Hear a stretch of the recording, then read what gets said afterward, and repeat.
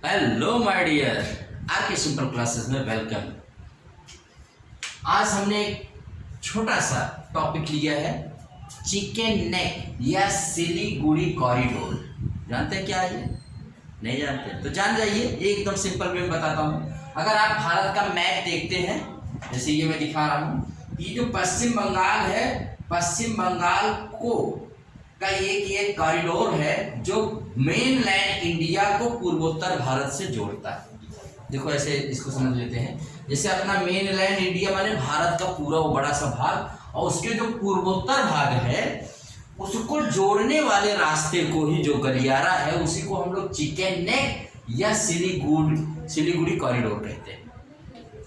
ये भारत के लिए बहुत इंपॉर्टेंट है। क्यों? क्योंकि इसी से मेन मुख्य भारत जो है वो पूर्वोत्तर भारत से जुड़ने का एकमात्र रास्ता है, और इस पर गिद्ध जैसी नजर बैठाया रहता है चाइना, चीन।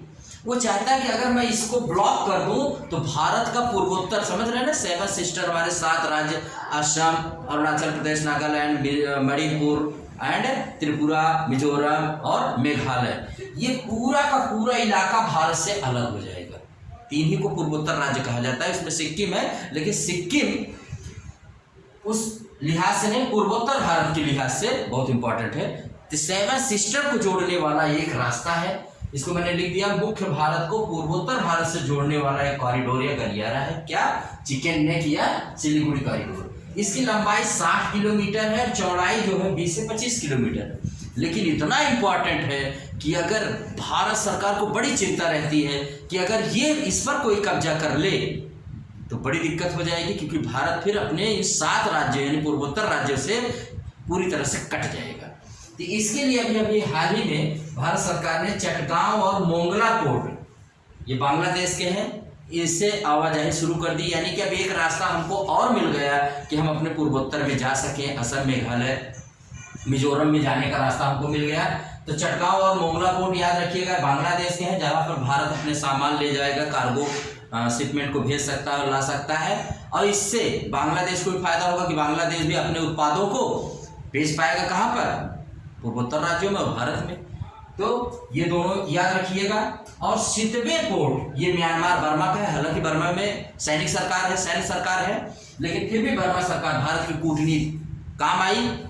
बर्मा सरकार ने वहां पर सितवे पोर्ट पर भी अपने भारत को कार्गो ले जाने और ले आने के लिए खोल दिया। ये 3 रास्ते, जो चटगांव, मोंगला, सितवे पोर्ट, ये तीनों पोर्ट के बनने से भारत के जो सबसे बड़ा डर था, चिकन नेक और सिलीगुड़ी कॉरिडोर, एकमात्र रास्ता पूर्वोत्तर से जुड़ने का था, अब ये कई रास्ते हो गए हैं। 3 पोर्ट ही हो गए हैं, और इस पोर्ट के जरिए भारत कई रास्ते से अब पूर्वोत्तर से जुड़ जाएगा। अब भारत एकदम मजबूत हो जाएगा, कोई आंख नहीं दिखा पाएगा।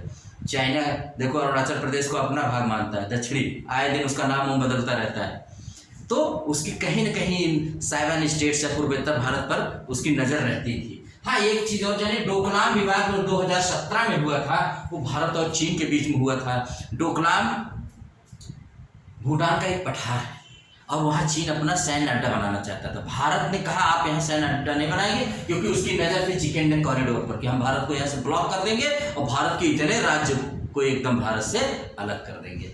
लेकिन भारतीय सैनिक लगातार महीनों चीन को 1 इंच तक नहीं बढ़ने दिया। सलाम करते हैं हम अपने देश के वीर सैनिकों को, 1 इंच उनको बढ़ने नहीं दिया डोकलाम से, और कहा आप हम कुछ नहीं कर सकते। अंततः चीन को लौटना पड़ा।